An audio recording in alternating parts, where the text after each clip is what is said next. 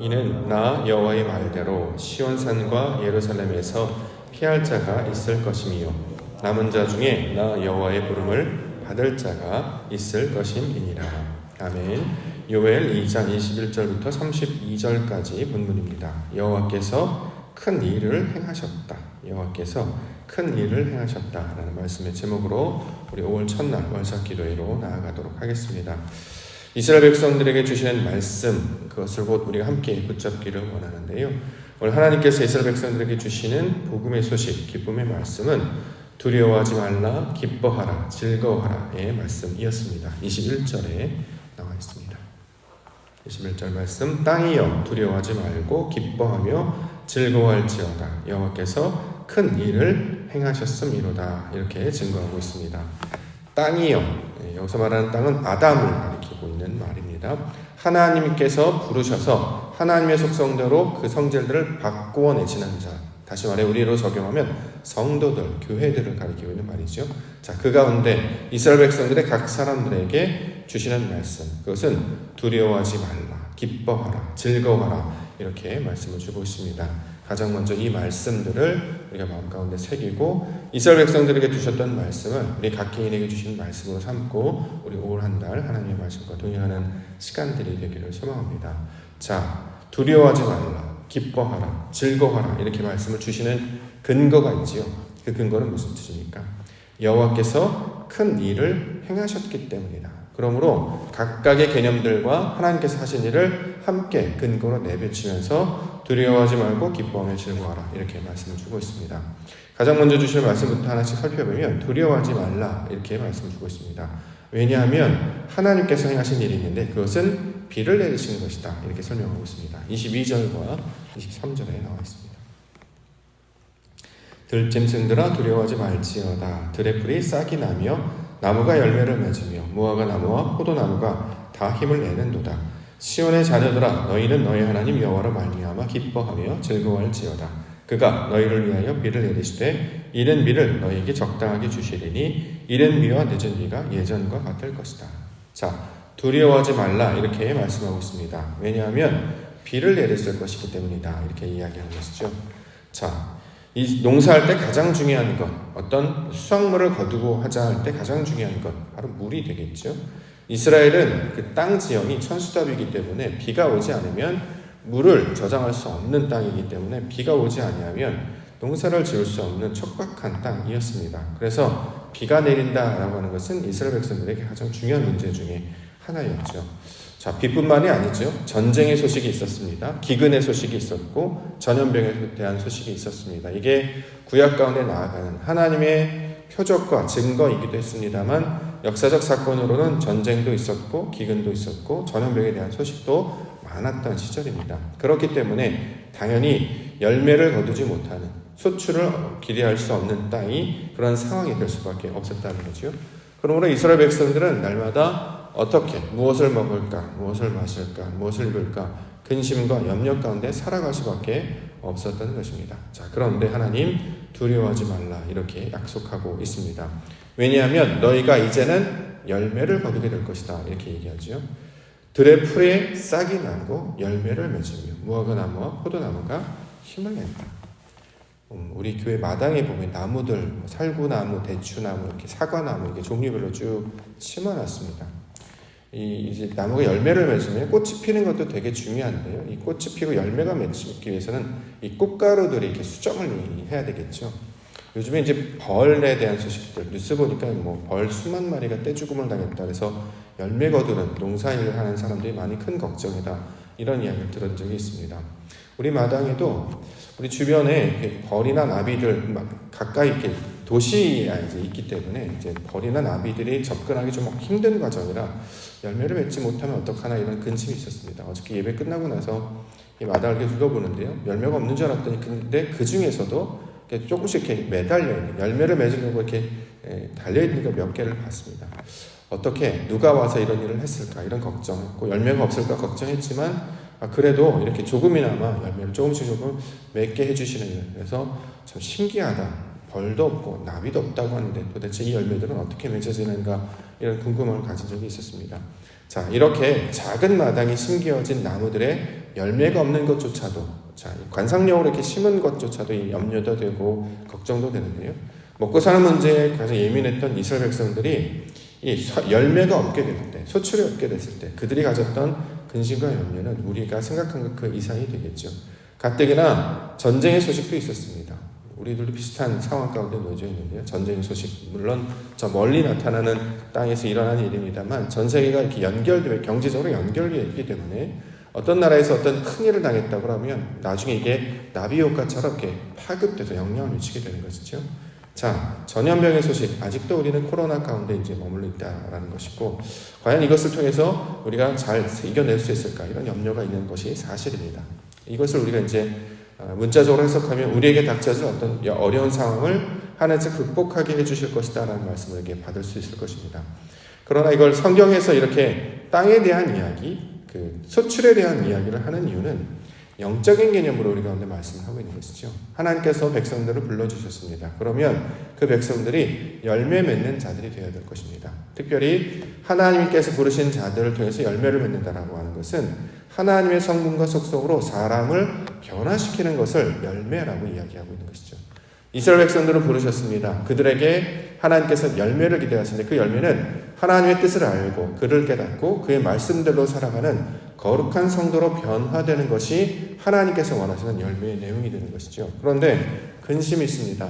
하나님께서 원하는 모습들로 우리의 속사람이 변하지 아니할까? 세상의 염려와 세상의 근심과 더군다나 비가 없어서 물이 없어서 영적 열매를 거두지 못할 것 같은 그런 걱정과 근심 가운데 살아가고 있었던 것입니다. 그런데 하나님 약속의 말씀을 주십니다.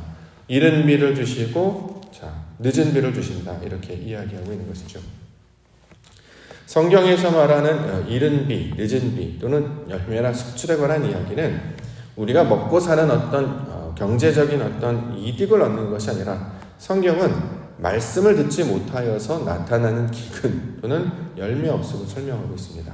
아모스 8장 11절 말씀에 보면 주 여호와의 말씀이니라 보라 날이 이를지라 내가 기근을 땅에 보내리니 양식이 없어 주림이 아니요 물이 없어 가람이 아니요 여호와의 말씀을 듣지 못한 기갈이라. 하나님의 말씀을 듣지 못하여서 영적인 열매, 우리의 성분이 바뀌지 못해서 성숙하지 못해서 하나님을 아는 것에 자라가야 되는데 말씀을 듣지 못하기 때문에 자라가지 못하는 것을 열매가 없다, 소출이 없다라고 성경은 이렇게 비유하고 있다는 거죠. 이스라엘 백성들도 똑같은 상황 가운데 머물러 있는데 이렇게 열매가 없을까, 소출이 없을까 염려하고 근심 가운데 있는데 하나님께서 이른 비를 주시겠다, 늦은 비를 주시겠다 지금 약속해 주고 있습니다. 자, 이른 비, 늦은 비, 이건 농사로 따지면 그 때에 따라서 부어지는, 하늘에서 부어지는 비라고 생각하겠습니다만 이거를 우리가 영적인 개념을 이해한다면 하늘에서 하나님께서 우리에게 가르쳐준 말씀을 가리키고 있는 말이죠. 이른 비, 율법을 가리키고 있는 말인 것이고 늦은 비, 진리를 가리키고 있는 말이죠. 하나님께서 하나님의 영광을 나타내시기 위해서 우리 가운데 주신 것이 말씀입니다. 그러므로 하나님의 백성들이 하나님의 거룩한 성분으로 바뀌려면 반드시 말씀을 들어야 되는 것이죠. 그 말씀이 우리 심령 가운데 치고 들어와서 침노하여서 나의 성분을 바꿔내지 않으면 사람은 절대 바뀌지 않습니다. 우리의 수고와 노력으로 바뀌는 것이 아니라 하나님의 말씀이 우리 마음 가운데 새겨져야 된다는 거죠. 마치 예루살렘 성전에 그 철필로 벽 하나를 그어서 우리가 이제 보통 고대 유물 같은 데 보면 석판이나 돌판에 사람들 이렇게 긁어가지고 글씨를 새기는 것처럼 하나님의 말씀이 우리 심령 가운데 새겨지지 않으면 절대로 하나님이 나타나지 않게 된다는 거죠. 그러므로 성도들에게 있어서 가장 중요한 것은 바로 말씀을 듣는 역사입니다. 내 생각이 아니라 하나님의 뜻이 무엇인지를 알게 된 역사가 나타나야 된다는 거죠. 그러려면 말씀이 있어야 되는 것이고요. 또 이 말씀을 들을 뿐만 아니라 그 말씀의 뜻이 무엇인지를 해석하고 이해할 수 있는 그 은혜가 우리 가운데 필요하다는 것입니다. 그런데 이것을 하나님께서 이른 비, 늦은 비의 형태로 우리 가운데 가르쳐 주시겠다, 이렇게 이야기하고 있는 것이죠. 우리 가운데 적용을 해보면 우리가 수십 년 동안 말씀을 듣고 살아갑니다. 근데 이제 문제는 뭐냐면 말씀을 들어도 그 지식을 사람들의 생각과 방식으로 자꾸 이해를 하려고 하기 때문에 하나님의 뜻은 정작 알지 못하는 상황 가운데 나타난다는 거죠. 그래서 지식은 많으나 열매를 맺지 못해요. 가라지는 많으나 알곡이 되지 못해요.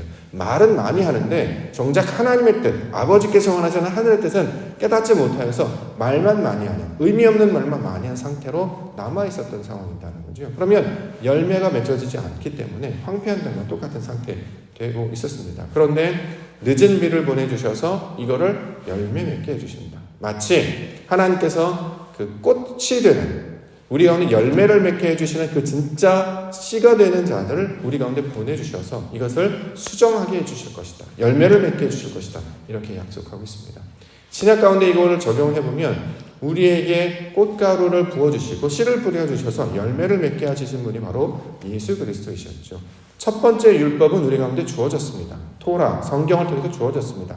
말씀을 통해서 주어졌습니다. 중요한 것은 그 뜻이 무엇인지를 이해하고 깨달아 알아야 되는데 그 뜻을 이해하고 깨닫는 유일한 길은 그리스도의 해석을 통해서 진리의 성령을 통해서 예수님께서 가르쳐주신 그 해석과 번역을 통해서 율법의 내용이 바로 그런 뜻이구나. 성전을 우리 가운데 보여주신 것은 이런 의미구나 라는 것을 알 수 있어야 된다는 거죠. 하나님께서 그런데 이것을 약속해 주셨다라는 것입니다.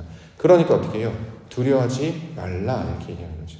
두려워하지 말라라고 하는 단어를 살펴보시면 하나님의 뜻이 내 안에 새겨지는 것을 가리키고 있는 말이에요. 이걸 여호와 경외라고 좀 풀어서 설명하는데 하나님을 경외하고 두려워한다는 건 무서워서 덜덜 떤다 이런 뜻이 아니라 우리 마음 가운데 말씀이 새겨지기 때문에 그를 알아가는 과정, 그래서 하나님을 보게 되는 과정으로 이 단어를 설명하고 있습니다. 이걸 번역할 때 경외 또는 두려워하다 이렇게 이제 말씀을 번역을 하고 있기 때문에 사람들은 내 생각으로 사람의 관점 보면 두려워하는 것, 무서워하는 것을 이제 이해하지만 내 뜻이 사라지고 하나님의 말씀이 새겨지기 때문에 비로소 하나님의 뜻을 알게 되어서 그 말씀을 보고 깨닫는 은혜를 가리키고 있는 말입니다. 그러니까 어떻게 해요? 두려워하지 말라. 여호와를 경외하라. 하나님 앞에 기뻐하고 즐거워하라. 이런 말씀을 우리 가운데 부어주시는 것이죠. 교회들에게 있어서 이 일이 가장 중요합니다. 성도들에게 있어서 말씀을 귀로 듣기만 하였사오나 이제 눈으로 보게 되었습니다. 말씀을 내가 배웠으나 이게 그것이 무슨 뜻인지 알게 되었습니다. 그래서 몸으로 체득해 나가는 모든 과정을 가리키고 있는 말이 됩니다. 특별히 5월 한 달 동안에 하나님의 말씀을 깨닫는 은혜 뿐만 아니라 내 몸으로 살아내는 그 은혜가 있는 우리 5월 한 달 되시기를 우리 주님의 이름으로 간절히 축원합니다. 예를 들어서 선포되는 말씀이 있잖아요. 예를 들어 우리가 예배를 합시다. 월상 예배를 합시다. 하나님께서 은혜를 주실 것입니다. 그러면 우리가 함께 모인단 말이죠. 왜 모입니까? 약속했기 때문에요. 누군가 말했기 때문에요. 우리가 어떤 믿음 있는 걸 증거하기 때문에 아니죠. 이 말씀을 하나님의 뜻으로 해석한다는 것이잖아요. 말씀에 의지하여서 내가 내 경험과 내 뜻으로 의지하는 것이 아니라 내 의지로 살면 그물, 소출이 아무것도 없었던 그 어부 제자들과 같았습니다만 예수님께서 말씀을 통해서 해석해 주시고 이것이 하나님의 뜻이거든 내가 그 말씀에 의지하여 그물을 반대편에 내리는 그 행위만, 생각만 바꾸고 몸의 행위만 바꿨더니 큰 열매를 맺게 되더라. 자, 이것들을 우리 가운데 가르쳐주고 있는 말입니다. 그러므로 우리에게 주시는 것, 예배 가운데, 말씀 가운데, 선지자 또는 메신저의 어떤 말씀 가운데 역사하는 그것이 있다면 그 안에 펼쳐지는 하나님의 뜻을 쫓아 내 마음이 새겨져서 그렇게 살아감을 통해 하나님의 영광을 경험하시는 우리 믿음의 한 달 되기를 소망합니다. 두 번째는 기뻐하라 이렇게 말씀하고 있습니다. 26절, 27절. 너희는 먹되 풍족히 먹고 너에게 놀라운 일을 행하신 너희 하나님 여호와의 이름을 찬송할 것이라. 내 백성이 영원히 수치를 당하지 아니하리로다. 그런즉 내가 이스라엘 가운데 있어 너희 하나님 여호와가 되고 다른 이가 없는 줄을 너희가 알 것이라. 내 백성이 영원히 수치를 당하지 아니하리로다. 자, 기뻐하라 이렇게 이야기합니다. 왜냐하면 수치를 당하지 않기 때문에, 부끄러움을 당하지 않기 때문이다라는 거죠. 왜요? 이스라엘 가운데 하나님께서 내주하시기 때문이다. 우리가 새벽 말씀을 통해서 원목 가운데로 임하시는 여호와 하나님이 어떤 모양인지를 우리가 살펴봤습니다. 가운데로 찾아오신대요. 이 가운데가 어디예요? 마음의 중심이다라는 거죠. 사이, 중간, 중앙을 가리키는 말이 아니라 그분이 우리 마음 중심으로 들어오셔서 우리의 주인이 되시고 우리의 주관자가 되시기 때문에 부끄러움이 없게 됩니다. 이전에는 주인이 없는 사람처럼 살았다는 거죠. 과부처럼 살았어요. 남편이 없는, 말씀이 없는 것까지 내 뜻과 내 모양대로 살았는데 하나님께서 이제 나를 이끌어 가신다는 거예요. 말씀을 가르쳐 주시고 깨우쳐 주셔서 내가 생각하고 행동하는 모든 동기가 바로 하나님으로부터 출발되었음을 알게 하신다는 거죠. 이전에 남편이 없는 과부처럼 살고 부모가 없는 고아처럼 살았으나 하나님이 내 안에 내주하셔서 하나님의 영으로 내 안에 들어오셔서 좌정하심으로 말미암아 부끄러움을 당하지 않게 하실 것이다. 그래서 기뻐하게 하실 것이다. 이렇게 이야기합니다. 기뻐하다라는 개념도 우리가 어떤 정신적, 감정적인 즐거움을 가리키는 말이 아니라 하나님의 뜻이 내 안에 이루어졌기 때문에 이걸 기쁨이다라고 이야기한다는 거죠. 하나님께서 기뻐하시는 장면을 설명하는 좋은 본문이 무엇이냐면 잔치가 있지 않습니까? 잔치. 하나님께서 성경에 보면 여러 가지 잔치, 기쁨의 축제 이런 단어들이 이제 나타나는데 그 잔치는 사람이 변화되는 것을 잔치의 개념으로 설명하고 있습니다. 근데 그 일이 내 안에 이루어지기 시작하기 때문에 기뻐하라 이렇게 얘기하는 거죠. 우리가 신앙생활을 하면서 날마다 좋은 일이 있고 그렇지 않은 일이 있습니다. 그래서 어떨 때 슬퍼하고 기뻐하고 하는데 성도들이 기뻐해야 될 내용은 내가 하나님의 내용으로 바뀌는 것을 기뻐해야 된다는 거죠. 그 일이 일어났어요. 이전에는 내 뜻대로 하고 내 고집대로 살고 내가 원하는 대로 살았으나 내가 변화되는 거죠. 하나님께서 기뻐하시기 때문에 원하시기 때문에 내가 이렇게 바뀌어지는 걸 이걸 성경에서 기뻐하다라는 개념으로 설명하고 있다라는 것입니다. 내 뜻대로 하지 아니하고 하나님 뜻대로 하기 시작할 때 하나님의 기쁨이 내 안에 열매 맺는 우리 오란달과 성도가 되기를 원합니다. 마지막으로 주신 말씀 즐거워하라 이건데요. 28절과 29절.